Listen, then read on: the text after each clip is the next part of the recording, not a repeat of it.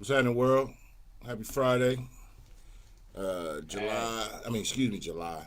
Skipping ahead. June 4th, you already in the future, brother. 2021. Yeah, you know what I'm saying? Light years ahead of these slow niggas. You know what I'm saying? What's happening? Welcome to another episode of Cognac Confessionals.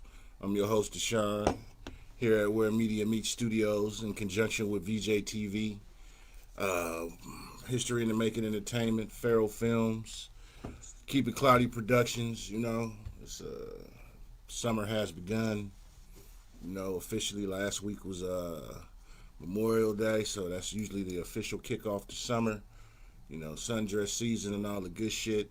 You know what I'm saying? My favorite time of year. Cheeks and treats, stacked Even meats. though I'm like a dog chasing the car, I ain't gonna do nothing with it if I was to catch it, but I still like looking at it. Yeah. So just saying what's happening to everybody. What's good? Welcome to the show.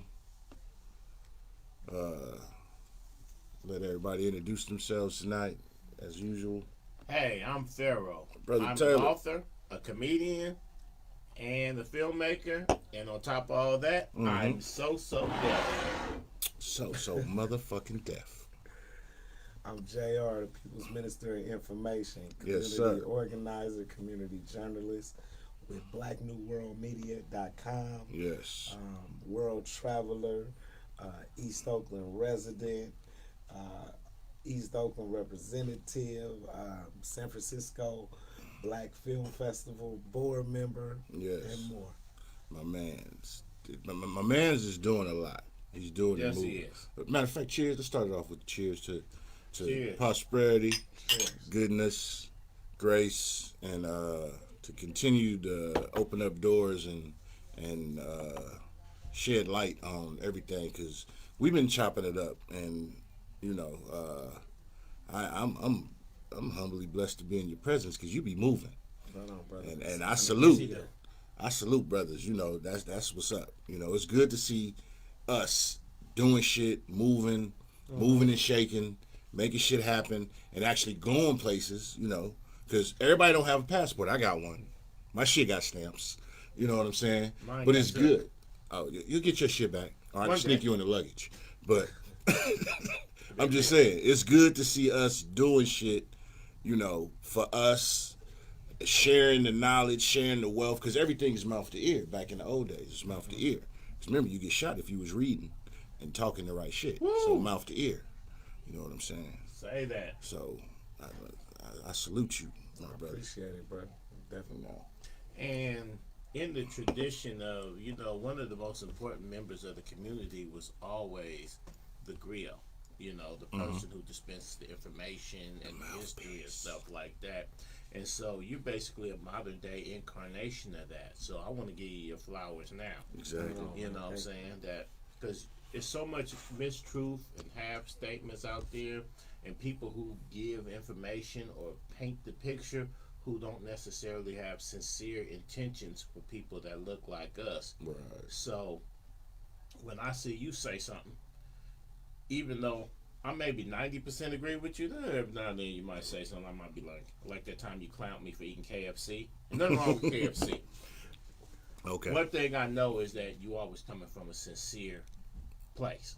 Right. So when I see you post something, I automatically reshare it, even if it's not necessarily my views, because I know it's coming pure. I appreciate You it. know, That's what's up. Each one teach one. No doubt. You know. that's a lost thing too, right there. Yeah. Cause it's in today's society, in the matrix that we live in. The how should I say this? Instant microwave popcorn success that a lot of niggas live in, the dream world, the lost art is forgotten. You know. Remember, instant microwave popcorn, you just put it in 3 minutes, boom, your bag is done. That's bullshit. Get that. Turn the fire on, the gas stove, on the aisle. Put that pot there. Put a little oil in it. Put them popcorn kernels in there. Put that top on it. And agitate that motherfucker. It's like fishing. It's like riding a bike. Some shit is just in your DNA. It got to be in you. It can't be on you. Plus, there's a glorification of the Got to go back to the leech ways. type culture. Yeah. I've seen cats that I personally gave, like I grew up in the era of each one teach one, like you were saying, and I have cats that I have personally taught, gave game to, and everything like that. Turn around telling other people the game is to be sold, not told, and I'm sitting there like, oh, you're gonna be a gatekeeper on information and not give no one a leg up, when I know personally, and to no benefit to myself. Right. Like sometimes I call, like, hey, is you up on this? Hey, you know about this? Hey, you Right. need to go holler at this. This might could You have benefit done you. that. And then to see them put up stuff like, games to be sold, not told, or they gonna have to earn it or whatever. You got to get it out the mud. And I'm sitting there like, okay, Because that's that instant microwave That's popcorn wild success to me. mentality that society is in nowadays. Everybody wants to be the star. Nobody wants to be the cameraman, the boom controller. Nobody wants to be the AD.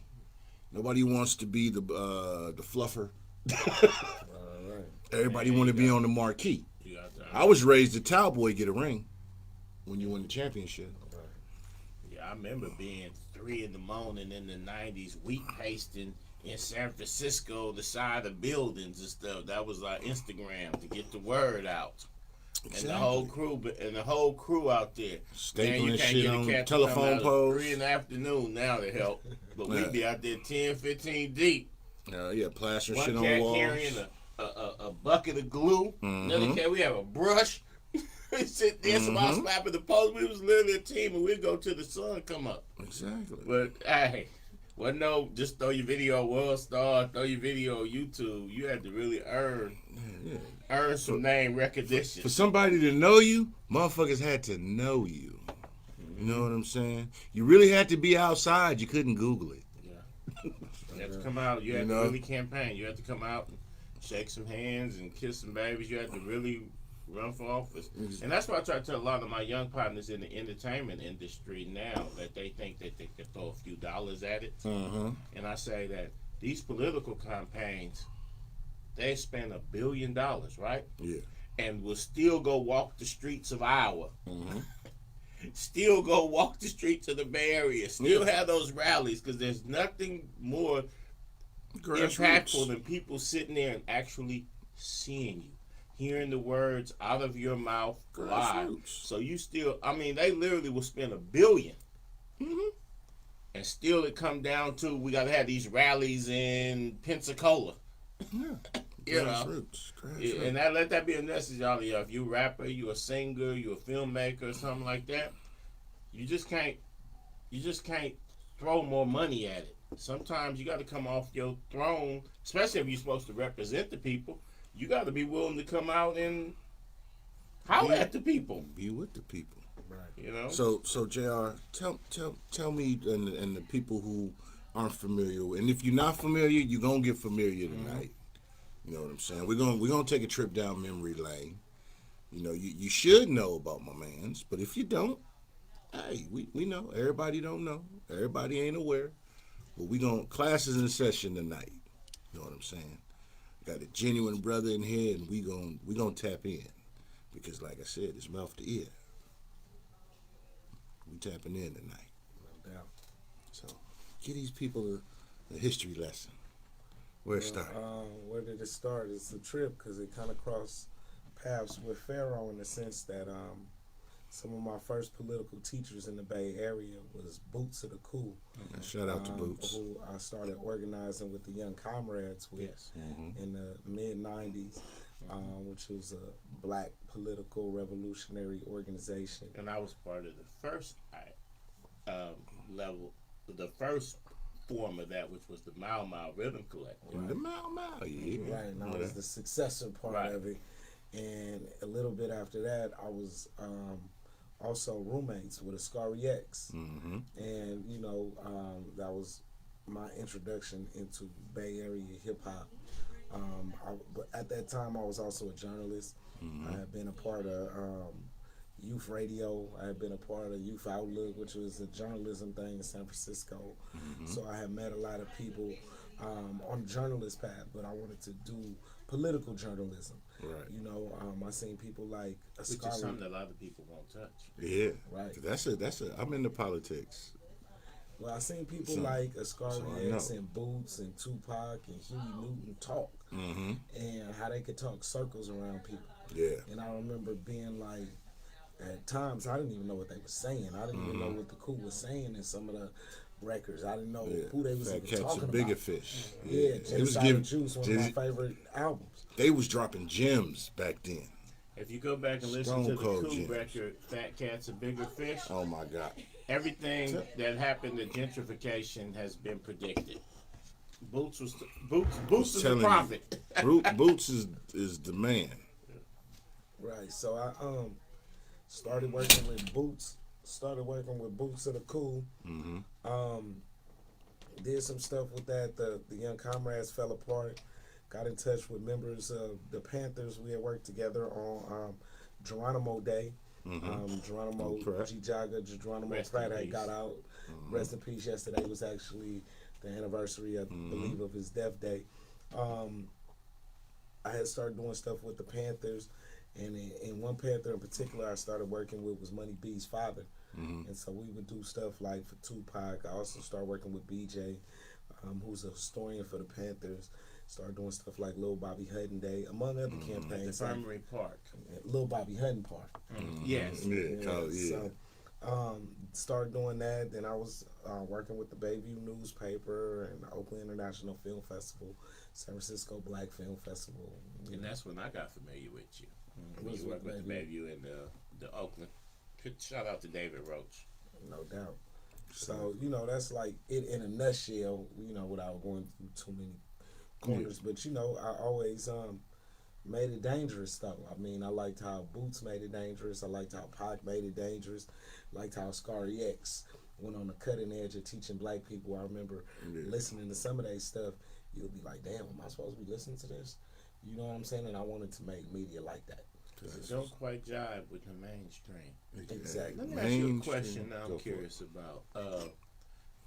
Having been around actual Panthers, actual historians and stuff like that, and being a journalist yourself, how did you feel about that movie Judas and the Black Messiah? I actually didn't see it, but it's interesting that you asked me that because I was also on an organization called the Prisoners of Conscience Committee that included Fred Hampton Jr. And I was around his mother a lot. But I haven't seen the movie. What I could say about it, I haven't seen it, so I don't claim to have seen it, but I do know the story of Fred Hampton, and I do know how Hollywood does things and trying to make the enemy somewhat look like a hero or somebody who's humane or something like that, and how that's really a COINTELPRO move. They actually, COINTELPRO in the media is called Operation Mockingbird, and what that basically is them trying to make the police black people's friend. Scary X Black talked about Klansman. it. Black Klansman is a Yeah. perfect one. Because in Black Klansman, which I did see, and was very interesting, I did see that because a lot of people know it as a black FBI agent being against the Klan. But the first half of the movie, he had infiltrated Stokely Carmichael, Kwame Ture, who was a very noted freedom fighter for our people, known internationally because he also did work in Africa. Right. They made it where the dude who infiltrated him was the Black Klansman and made him a hero by the end of the movie. But trust me, he was no hero. Exactly. Him and It's a Eugene wrap. Roberts, the Right. man who helped coordinate the Malcolm X assassination, were part of that Boss program. Right. And they, and that Eugene Roberts also one that helped Tupac's mother end up in prison. Panther So 21. these guys, that guy and the guy in the Black Klansman, they were actually stone cold enemies of our people. And I ended up watching the Academy Awards and Coonography. seeing them get lauded and this and that. And I'm sitting here like, y'all, if you read page 3 of the book, read page 4. You're not going to like this guy. Yeah. Right. And I was disappointed in Spike for, Well, giving that a platform. Hollywood, like you said, they have a a funny sense of storytelling. They leave out bait and switch, and in typical, I ain't gonna say, because we are the superior beings, you know, the melanated beings, but in typical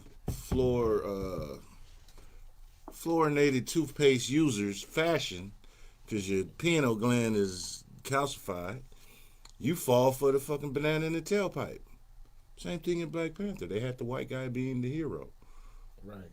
Well, you know, I'm gonna keep it real, and it's something controversial to talk about. You Go know for that it. I think that Ryan Coogler is a COINTELPRO producer. And when I say COINTELPRO producer, let's go through all of his movies, and I'm gonna tell you the white power interest in all of his movies and why he's winning such awards. The first movie, Fruitvale Station, right? Nothing in the damn movie happens except Oscar Grant getting killed. He didn't get fired and get a recipe away to the girl in Whole Foods. He didn't throw the weed out. He didn't save the dog. So if he didn't do all that, what the hell is the movie about? But him getting killed by the police. They didn't show the struggle that led up to it because I was a part of it. So that final day, which the movie is fictional, you say is fictionalized? It's a complete lie. I was working with the family at the time of the campaign, you know, and I also share a family member with Ryan Coogler. We share a family member that's around, not too. We associate with his cousin. Actually, with my little brother age, Ryan Coogler. We have a cousin around 7 years younger that we share, and I've talked to him right before Fruitvale Station, and he basically said he wasn't worried about the truth. If they would have told my reality, he'd be broke like me. And he'd tell the reality that they won't told. He got paper like what he got. So let's move to the second movie. That first movie was he killed the movement and tried to make it an angelicized person, which was Oscar Grant. Really, I was a part of the rebellion. I was up in that thing, burning up shit, caught a charge and all the shit, right? Got off on the charge 13 months later. But the reality is we didn't even know who Oscar Grant was that day, if y'all remember back. It was just the fact that it was a faceless, nameless black man. You know what I mean? We didn't trip that, oh, that's Oscar Grant. Wasn't like he was a political leader or even a community leader. He wasn't even known in the community. Right. You know what I'm saying? So that was the first fake thing about it. They diverted the attention that it wasn't just about a nameless, faceless black man, and we was moving on that. They made it about this guy who was an angel in the community, which he wasn't.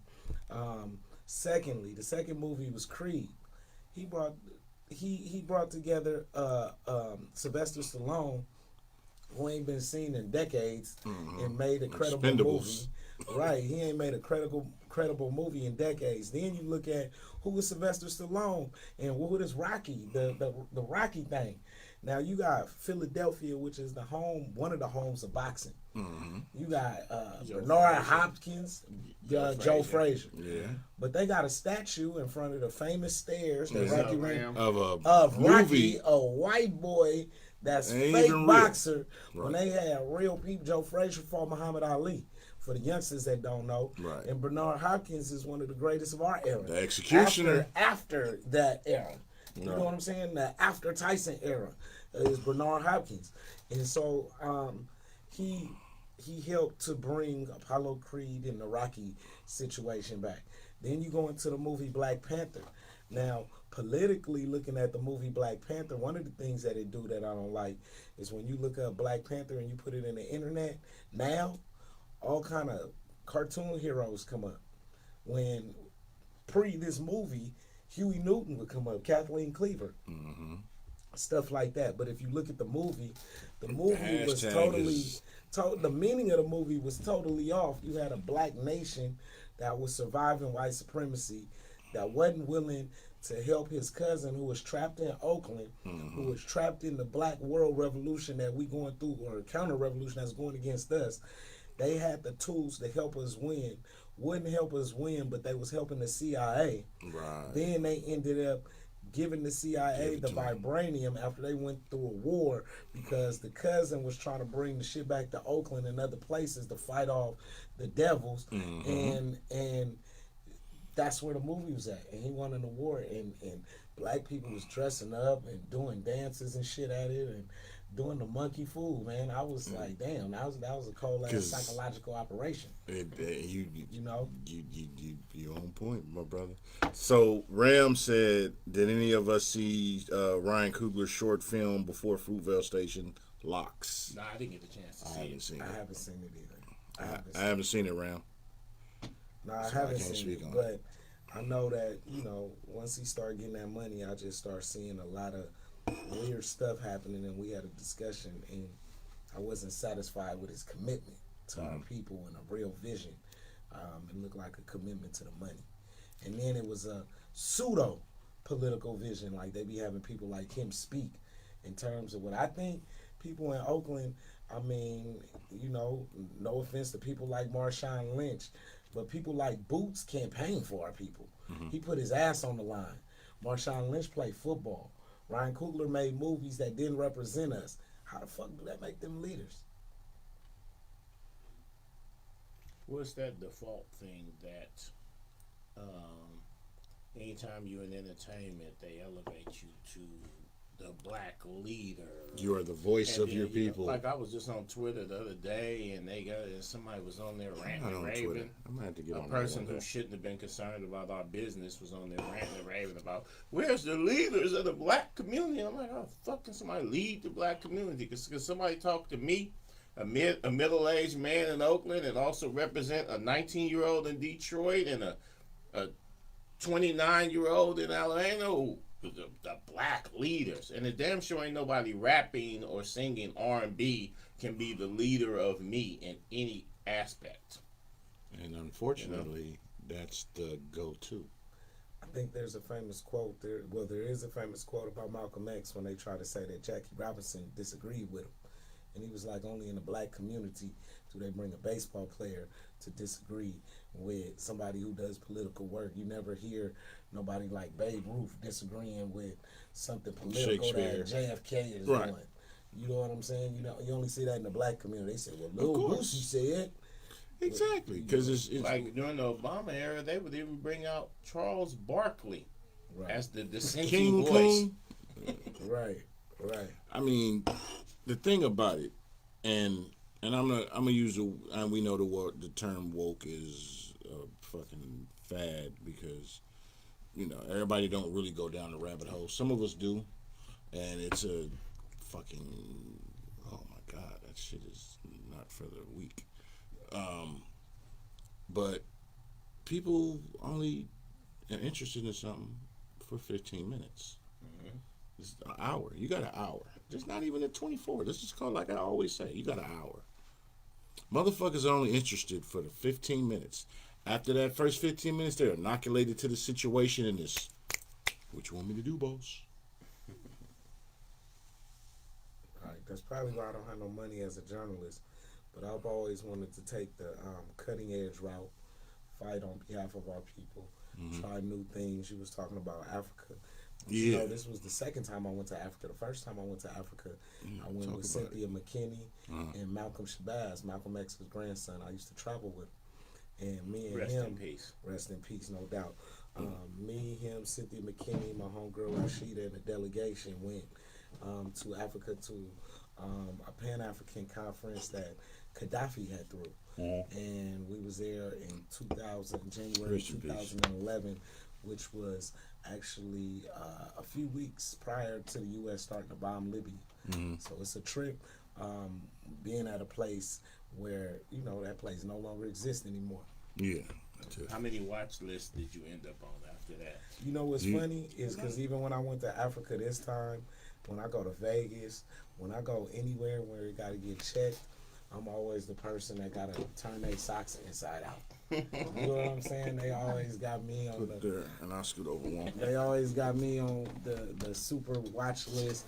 But it look hella random though. Oh, You know trust what me, I'm I saying? know. Hey, I'll be walking in a crowd of 20 people even when I was coming back from Africa. Yeah. I was walking in a crowd about 10, 15 people. Dude was like, no, not You. You. Come here. No, you. Come here, sir. Right. So, I mean, I hella watch list. I mean, when I was in Africa this time, I went to Ghana this time. Yeah. I bought a phone in Ghana, and I was in contact with Kwame Nkrumah's, who was the first president in Ghana and the first president in Africa, who named the place Ghana. His daughter, the founder of the country's daughter, I was supposed to interview her, but and she's not liked in the country. Her father is not respected in the country because it's ran by, sellouts. So, I was in touch with her people or whatnot, but I bought a phone and I couldn't even, the number wouldn't hold and I couldn't make no phone calls. And the people around me was like, I've never heard of this. What's going on? We just went from the thing. Technology, I was like, man. I know what the hell it is, man. It's them people, the people fucking with it. Being blocked. Like I can sit here right now Your and radical focus this on agenda. who I wanted to focus on. That's what they do. But that's amazing that you say that you would think she would be revered in the country, well respected due to her lineage. Well, her father was overthrown, and they call it the Big Six, the six, and I didn't know this until I was there. The Big Six is the people that founded the country. Really, it was really the Big One, and then the other five overthrew him. Right? They helped to overthrow him. Now, out of those Big Five, the nephew of one of the Big Five is in power. He's the president. His uncle helped to overthrow the founder of the country. So that's why she's not revered. She's not seen as a shiro and not really as respected because the president's daddy or a president's uncle helped to overthrow her daddy. Right. And so, that's still a war of ideas. He still worked for the United States. He brought AFRICOM and is with that. So, it still goes on. The struggle continues. And that's why sometimes, and I'm not going to start any Pan-African wars, but that's sometimes why I take some of what our international brothers and sisters take with a grain of salt, because many of the ones, especially some of the Nigerian ones, and that are here in the country, Right. that look down sometimes on us Black Americans, well, many of them are descendants of people who have exploited. Yeah. And that's why they are here, and they seem to have they've sometimes unlimited wealth and things like that. Is because they are They've part profited. of the elite class that is exploiting. They've profited off the other labor, brothers the and sweat, sisters back blood, home. and tears of righteous people. Well, I think that you brought up a big point because a lot of people ask me about both trips to Africa. Yeah. How would you accept it in Africa? Did they accept you? And what you're saying is exactly correct. I mean, you got your people that's haters or whatnot, based on who they are and you being a threat to their position. Right. But for the most part, the people that's on the ground there, they don't act like the Africans that we might have grew up with in Oakland that act like they better than us and all that. That class of people is not the class that you interact with mostly when you on the get ground. to the people. Right. And what's a trip though is even the rich Africans in Africa want to kick it with you because they want a little bit of your lifestyle or they want you to approve of their lifestyle. So when I was in Africa recently, I actually spent some time hanging with some oil boys that was selling petroleum and from the hood. They was in the hood selling petroleum oil turf. Wow. Turf. So it was a trip because the whole turf culture, it was really turf culture. I'm talking about they outside drinking, smoking weed until the petroleum trucks pull up in the ghetto, in the hood, and then they got fishing boats filled. I don't know where they got the oil from. The fishing boats went somewhere and got the oil. But they got the oil. They sell it unrefined. They make $40,000 a truck. I was there and they made $360,000. Right now, the Ghanaian government is trying to regulate the oil and sell it off to another country, the rights to the oil.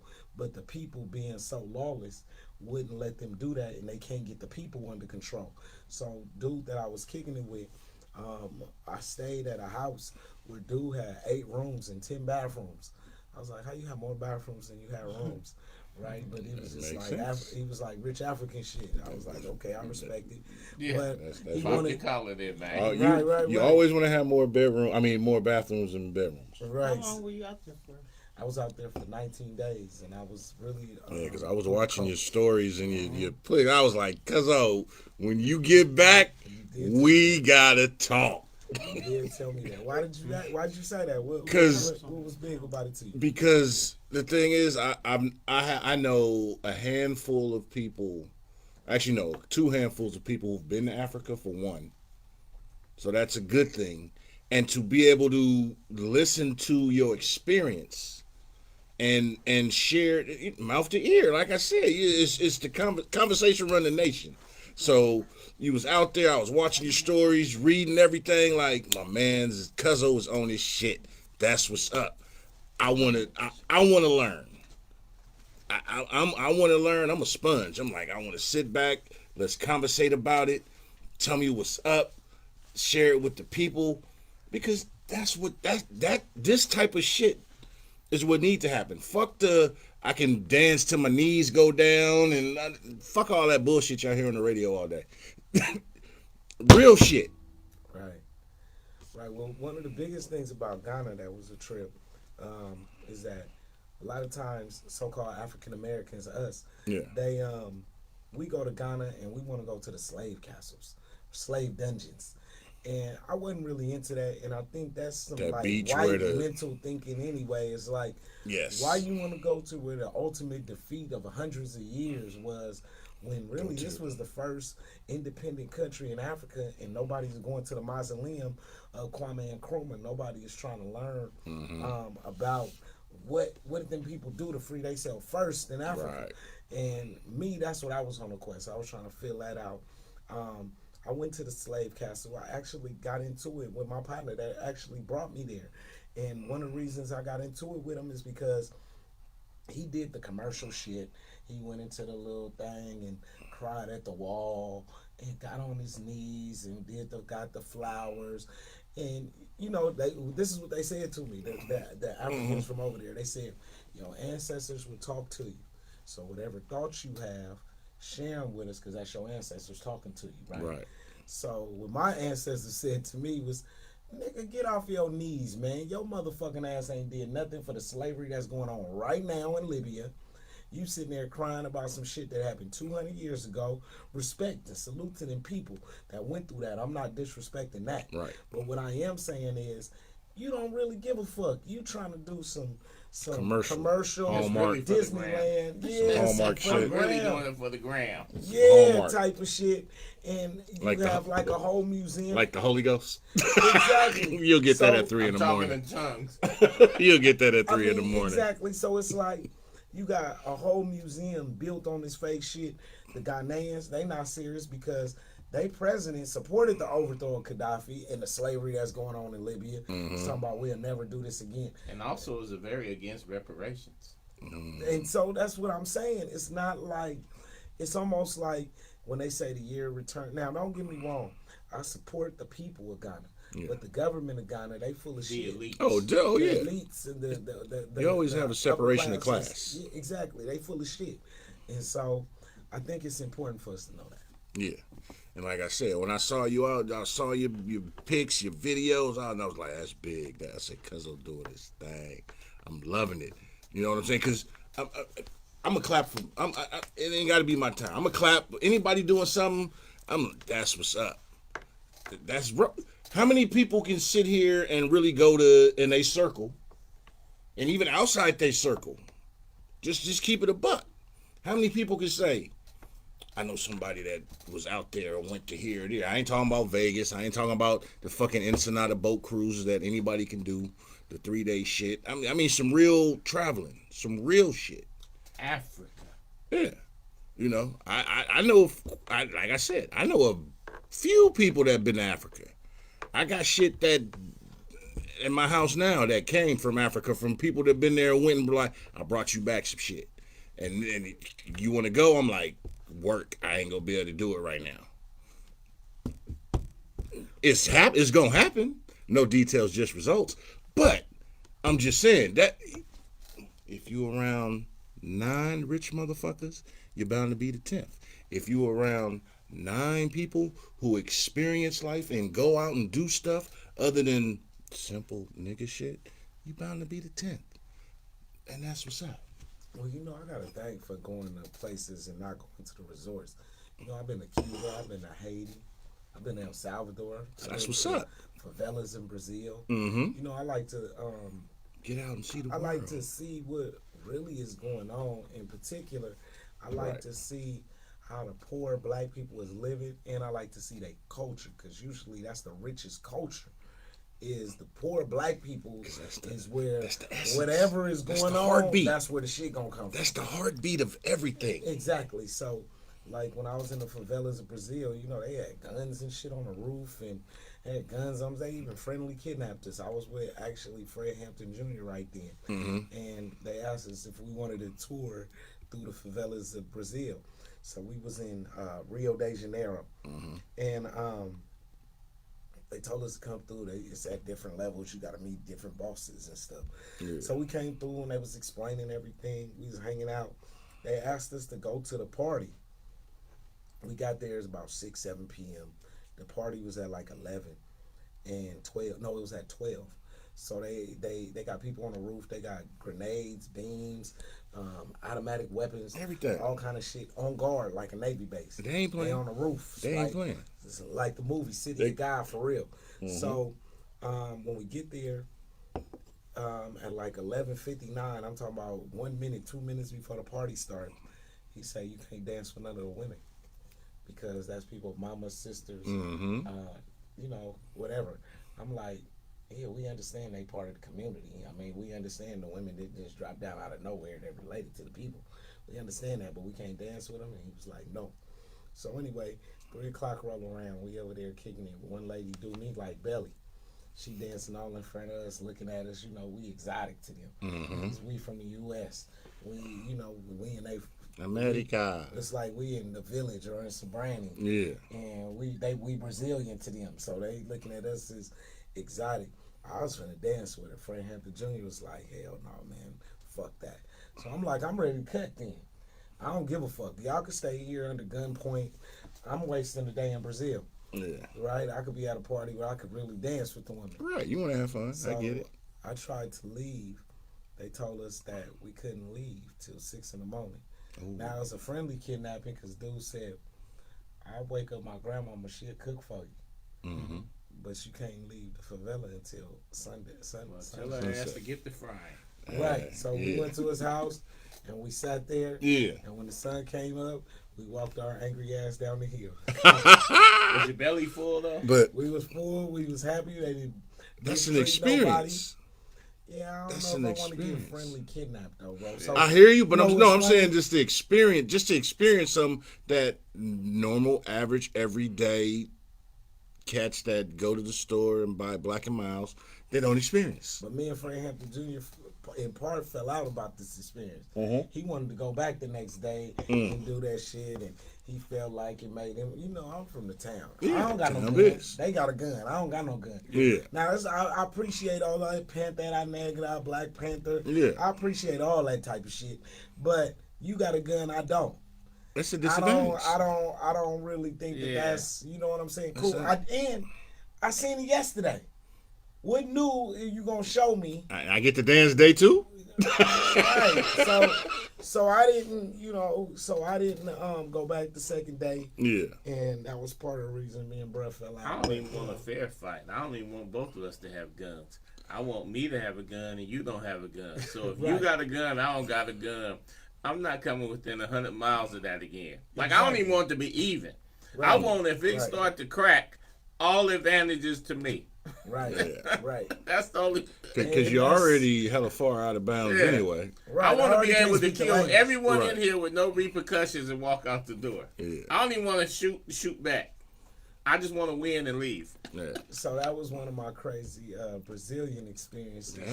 That was some wild shit right there. But at least he could be thankful they had you, somebody with some common sense. Because I'm just thinking about how many of my J-Cat partners would have been on they would have messed it. Anyway, they would have messed that up. Got us tarred and feathered down there. Yeah, because it's like I got a cousin that stay in Costa Rica, and I thank God for social media. You get to connect with people, even though social media at the same time, even though we're using social media right now, it's a gift and a curse. It's one of them things, it's like they say, you got in-laws. My in-laws is cool, but I'm just saying, you got bad in-laws. People out there that do have bad in-laws, it probably sucks for y'all, but it's sort of like that. That's the internet.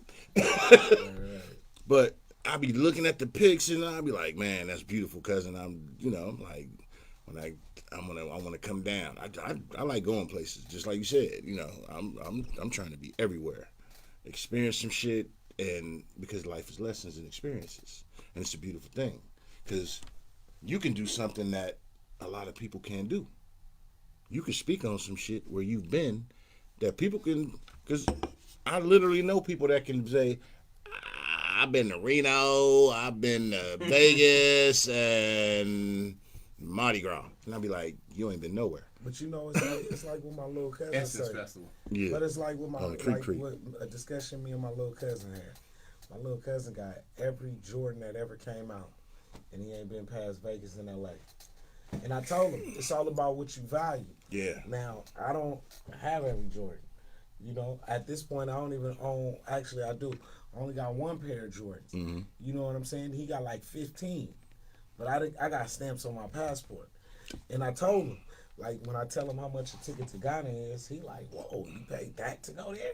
And I'm like, yeah. Give up 5 of your shoes. But he'll go shopping and spend $1,200 and think that's cool. And I look at him like, blood, you a fool. And then when I get off the computer with the flight agent and I tell him how much I spent, he'd be like, you a fool. So I think it really come down to what you value. And True. like what I tell my cousin is, in 5 years, you're not even gonna remember them Jordans. In 5 years, you're not.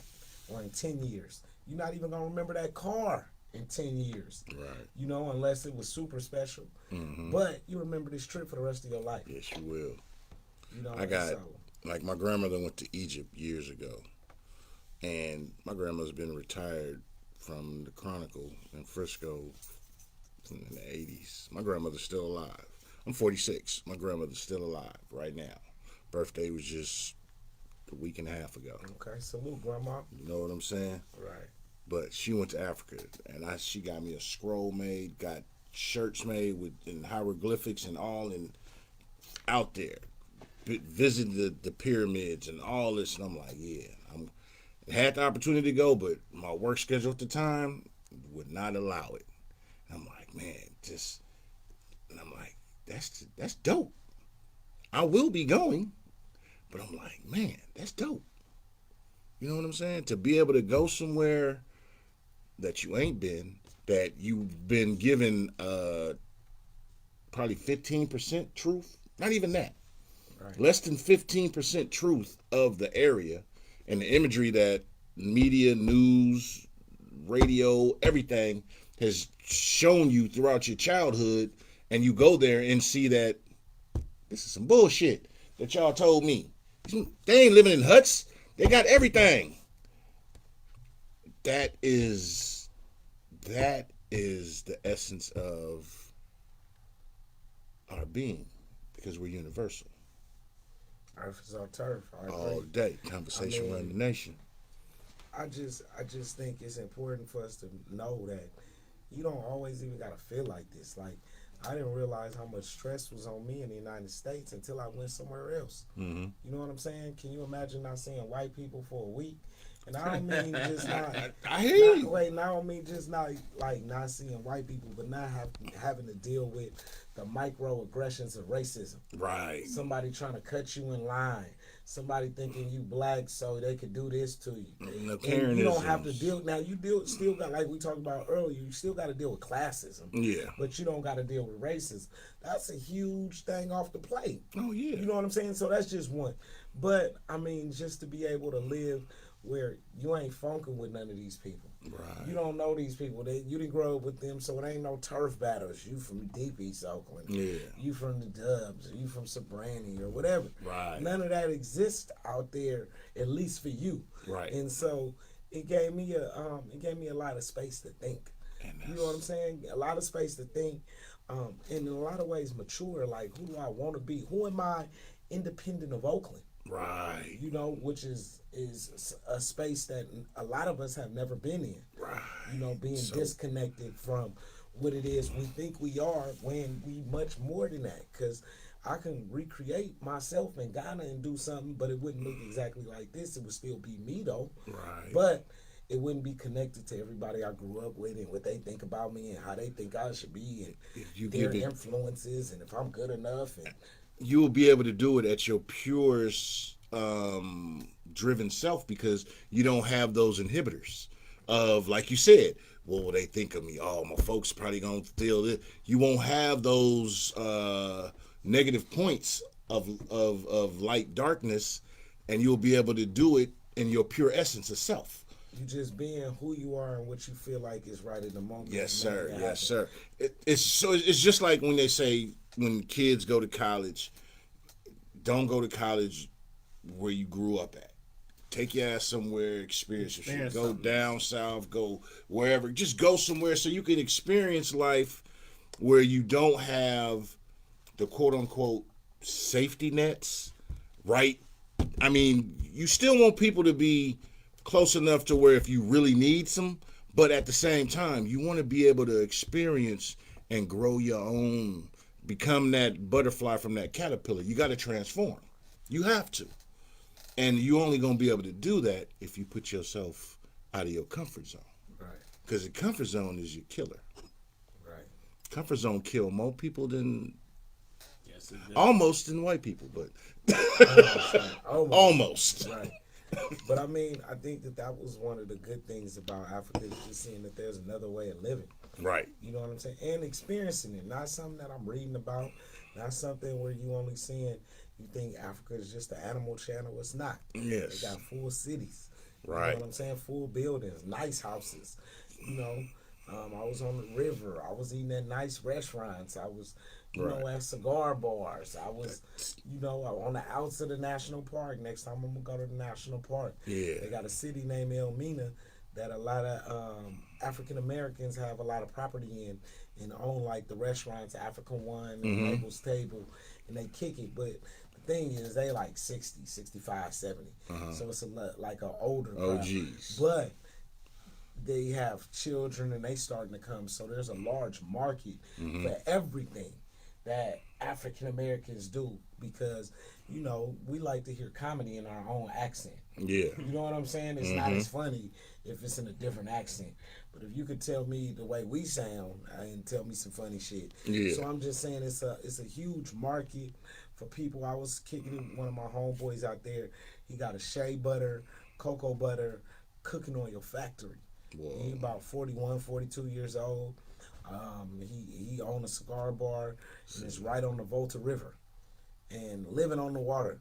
And it's like, you know, he lived in London. He was like, what I'm going back to London for? I'm living the dream. I said, I got you. I see it. That's what's So, up. I mean, it's just peace of mind, man. Africa got enough land. Africa's huge. You get Yes. some land and figure out something that you could do. And another thing, Kwame Ntoto, he, for the people that's listening locally from Oakland, the East Oakland Youth Development Center, he used to be a counselor up there. He is actually selling land for the government of Ghana, in Ghana. And so you'll have somebody to talk to that's from the town that can tell you the ins and outs, that lives out there. He actually pays $100 a month in rent. $100. I'm talking about he got a full house. I've been to the house. Man, Front paid yard, $100 a backyard. month to rent since I was 15. Man, I'm talking about most people is paying around $2,400 to rent. Hey, That's Miss 2 Gibson. years worth of rent. Yeah. 2 years worth of rent with that 1 month you putting out there right Case now. Samantha. That's 2 months worth of rent. Wow. I got a question from Connie.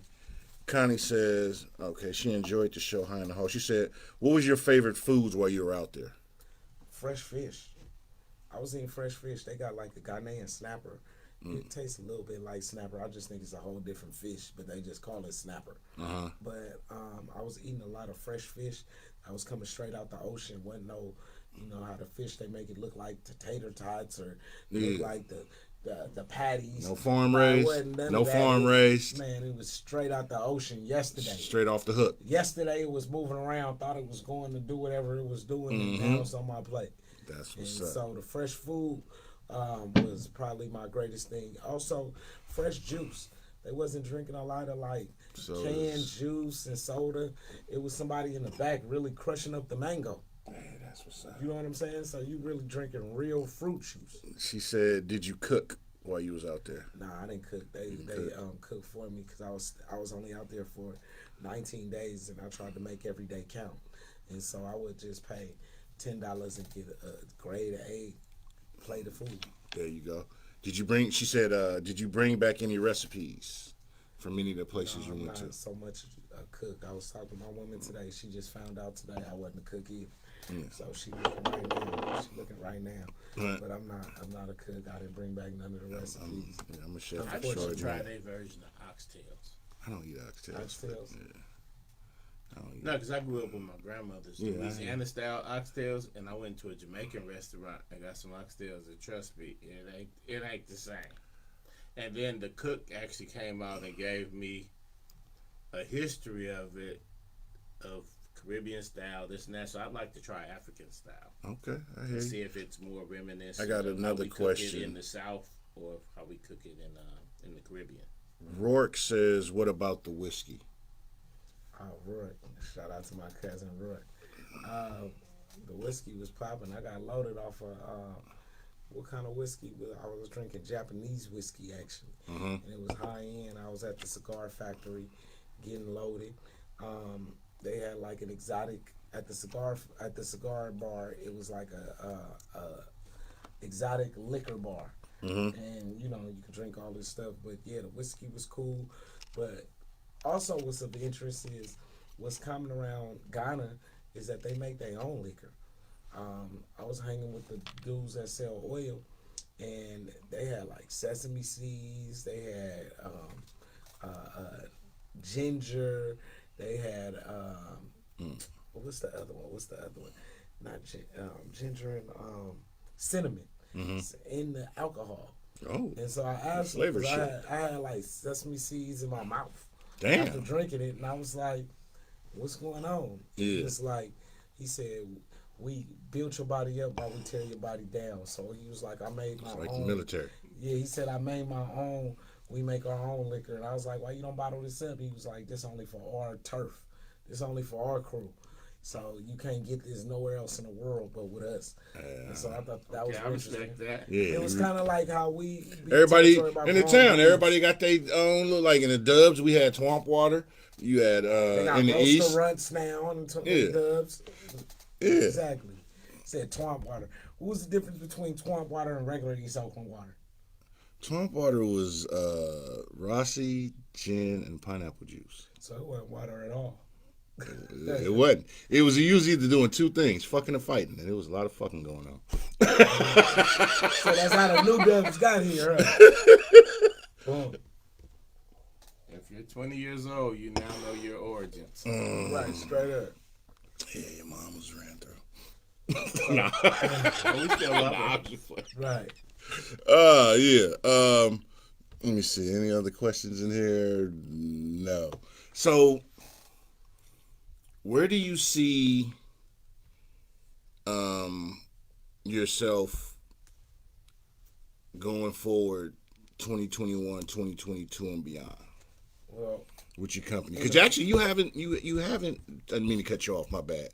Because this is a multi-compounded question. Because like I told you, we highlighting you, brother, and your company. You spoke on it a little bit, but tap in. Tap these people in. well, Let's do BlackNewWorldMedia.com it. is my company. And where do we plan to be? I mean, I'm actually working with Dwayne Wiggins of Tony Tony, and we're bringing a number of artists to Panafest in Ghana. Exactly. We're bringing a number of artists to Panafest in Ghana, which is a African-wide festival that includes all of the different countries in Africa. And we plan to do that in July. And Dwayne Wiggins and Tony and a number of Oakland artists. Shout out to Keidra. She going to be performing at it. But a number of different people, including Dyson the singer, Frank Sticks, Dwayne Wiggins, a few other people. They're going to be performing out there at the festival. So that's definitely one thing that I'm working on. Secondly, I'm just trying to make the company bigger. I'm just trying to represent for Oakland, Black San Francisco, Black Bay Area, and make sure that our voice is heard, but also expose us to what's going on internationally so that we're not scared to travel and think bigger than just L.A., Vegas, and Miami, Right. and New York, Right. and In Atlanta, Atlanta. and Yeah, New everybody Orleans, in Atlanta. and New Orleans and Chicago and Right. Houston. So once we get out of them places, get some stamps on the passport, Yes. realize that it's a bigger world with opportunities where everybody not trying to hold us back. Yes. I mean, you can go. I mean, I know brothers that done been to Philippines, China, Japan.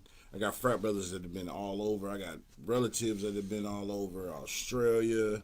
My uncle used to be the executive vice president of operations for DuPont back in the fucking the early 90s, late 80s, early 90s of North and South America. I ain't talking about 2 states. I'm talking about 2 fucking continents. Right. And I got access to Unc all day. Right. Right. We need to see and think outside the box and come back and destroy the box.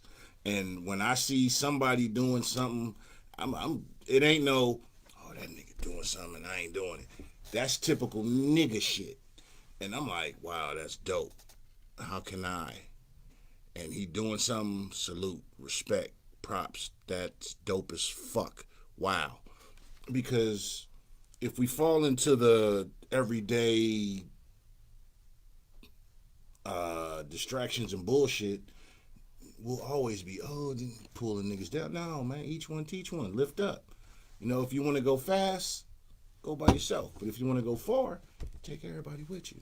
African proverb. Facts. Niggas. Right. And I think that I'm not telling everybody. I'm not on no unrealistic Pan-African trip where I'm telling everybody to move to Africa. But I think that everybody who has the means, expose yourself to Africa. You got to. You know, and it's not to say that you're going to move there, because it's only a certain select group that'll move there or even live there a certain amount of time. But see the opportunities. Right. Expose yourself to another way of being. Expose yourself to being in a country where you're not seen as a minority, where you are the majority. Everybody look like you, from the airplane pilot to the president to the people on the money. You know, many of us haven't been exposed to that. You know, the first time I was exposed to that was in Haiti. And it was a trip. Haiti was that overthrow was the shit. What you mean? Oh, you talking about the Haitian Revolution? Yes. No doubt. I was in Haiti right after the overthrow of Aristide, which was some BS. And I seen how to organize it. What I seen in Haiti that was wild was in 30 minutes, 10,000 people was organized in the streets without the internet. That's dope. You know, Mouth to these ear. people is poor. Mouth and ain't to no ear. cell phones. And they politicize, like, it's not like in the United States where we think in simple terms that we think Biden gonna serve all our issues because we've been programmed to be against Trump. I mean, it wasn't that. People understood what their exact interest was and was going up for different policies and was ready to fight. I'm talking about, you can see the fire in their eyes. They throwing rocks. They getting shot at. And they organized this in 30 minutes. That's what I seen in Haiti. And I seen the most utter poverty, as well as I seen like real slavery. But I also felt some of the greatest love. Like, you know, what I noticed about a lot of poor countries is when you start adding materialism, the love that the people have between each other kind of dissipates and evaporates. Right. And you go to where people don't have shit, they dumbass love you. What I will, to piggyback off what you're saying, the most genuine love come from the deepest pain usually. Right. Because they understand. Right, because when you strip everything away, and say it's let's just use the cognac for reference, right? A fine beverage of magnificent, exquisite qualities. But let's strip it, and we love it as it is. But if you strip it down to its basic necessity, you'll appreciate it more if you understood where it came from. Right. Heavy. And that's life. Right. In a nutshell. Well, if you throw it up, it throw it up. In a nutshell, that's life. Straight When you strip it all away, get down to the core, to the seed. On an atomic level. You know what I'm saying? The nature of the nurture, the food of the gods. You break it down to that seed. Everything goes down to the seed. And sometimes you got to do that to yourself. Like You when do. I like to travel by myself sometimes, or with a small group, or like one other person or two other people, so that we can experience what is life if I didn't have this money. Because really, the only reason you in the United States is because the boat stopped here for you. Now, if you would have been, number 13, you would have been a person in Cuba or something and been broker. But you got stopped at number 27 or some shit. So you up here in the U.S. So I think it's just important for us to realize, like, and see where the ramifications, like, we all got cell phones and laptops up here. Now, all that shit come from coltan and Rwanda and it's wars in the Congo. And if we get the opportunity, we should have to see that shit. Yes. We should have to see, even if it's destruction, if it's slavery. We should have, like when I was in Haiti, I saw real slavery where they was picking rice. Right. And I asked the dude who told me that, I was like, man, how much picking does it take for a plate of rice? Rice? Like you picking like how Shit many that we rices- used to just instant, that, like I said, the instant microwave world that we're accustomed to. But you got to understand, strip it down to its essence. Right. This is what it really take to make that. And that's what I'm saying. That's love. It stripped me down to my essence because You got to. now you in the 1800s and you looking at real slavery with your own eyes. What would you do? Right. And I was over there. We had lunch with some of the people that was enslaved. The lady who I talked to, her baby was butt naked, and I asked her. I was like, I'm not even trying to be funny. I'm just asking you, why is your son naked? She was like, well, in Haiti, he don't need clothes, but he do need food. So his dick hanging out and all that, that ain't gonna kill him. But him not eating, that'll kill him. Wow. Man, I didn't even say nothing to the lady. I That's peeled off $20-$30 and was just like, please just buy that boy some draws. Boy didn't have no draws. What's the monthly wage out there? Man, I'm talking about she was enslaved, man. So really, Like, they're taking advantage of her. Like some indentured servitude type of thing, I'm or talking about like Jim Crow, like sharecropping type yeah, thing, like a you sharecropper, know? like they let her grow some crops on the land that they own. Now she owes them for the rest of the year And because she can't ain't leave growing because up. she's in debt. And they She didn't got- meet her and- quota. And they got a person that'll kill her and her family if she leave. wow. And so she's locked basically into an open air prison. Is there any way she can even work her way out of that? Not really, because And you if know she was not- to it's die, debt. her kids It's not would inherit feasible. the debt. Yeah, so that's why I gave her $20-$30. I don't know what her debt is, but I know that $20-$30 I smoke Help that. something. Look, I got a blunt that's about that right now. Yeah, that's a So I'm chopper just right like- there. That's so a chopper. So I'm just like, if I could smoke this weed that costs that, why I can't just peel this off of this lady?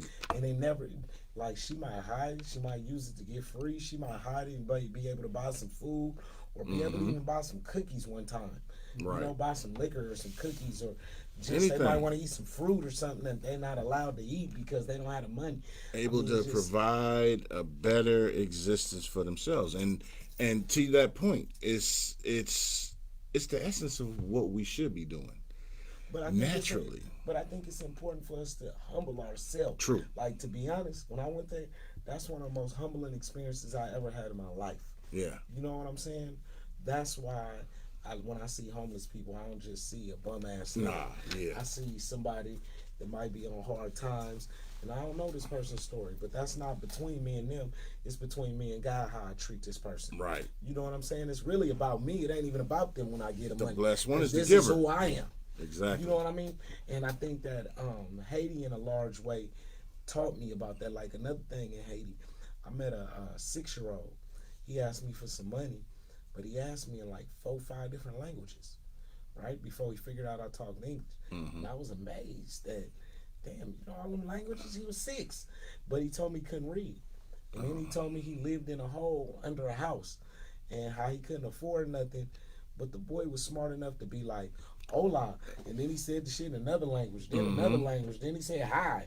And I was tripping like, So the 6-year-old was out there on the grind like that? Dude, man, you 6-year-old lived by himself. And I was looking at my own 6-year-old Talking It about was what like, he can't afford and this and that. hey, I looked at my own 6-year-old. It was like, came back and was like, you would be dead out there. My own 6-year-old. Shit, And then, my 20 Because it puts stuff it puts stuff in perspective when you look at what someone is dealing with. Other than you remove our perks that we have. Let's just call them perks, just for lack of a better term, that we have, and our quote unquote liberties. When you look at that, like you said, he's living in a hole under a house. I've seen talking videos about and understands the concept of what he can afford. and what he can't afford. speaking several different languages is genius because that takes a lot of brain power and memory skill and exactly learning. That's higher intelligence. You speaking several languages.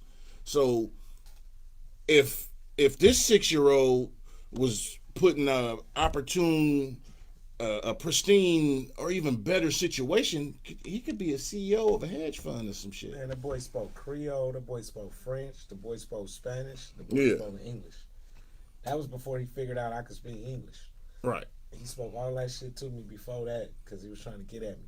Man, I peeled him off $20, man. I said, you know what? If I can make it where you can go take a shower or whatever it is you desire to do. Right. That's... I salute that. I mean, in Ghana, I was at one restaurant. There was a little youngster. He was about the same age. He was about 6, and he was trying. It was a trip because one of the pitfalls of Ghana is the sexual shit. Yeah, like the castration. I didn't run into that, so I'm not talking about that. I'm talking about like you can be 16 years old, and you're seen as a grown woman in Ghana. So grown men can fuck you, but on the underground level, the white male tourists be fucking the little 6-year-old kids. Yeah, them motherfuckers need to be castrated. You motherfuckers need to. I came across a few of the like young little homeless little brothers, and one of the little brothers I was talking to, and he was real interested because we look like the people on TV. We talking like the people on TV. He don't want to get too close. He don't know what's going on, but I could tell he attracted. Man, I just bought him something to drink just so he don't be around these people and shit today. Yeah, like go, bruh. I know you around here because you interested in who we are and all that, but don't get used to that shit because it's a lot of sick ass people. Dude, bought him weird. Bought him some fruit juice, took a picture of him. And then was letting him know, here go a few dollars.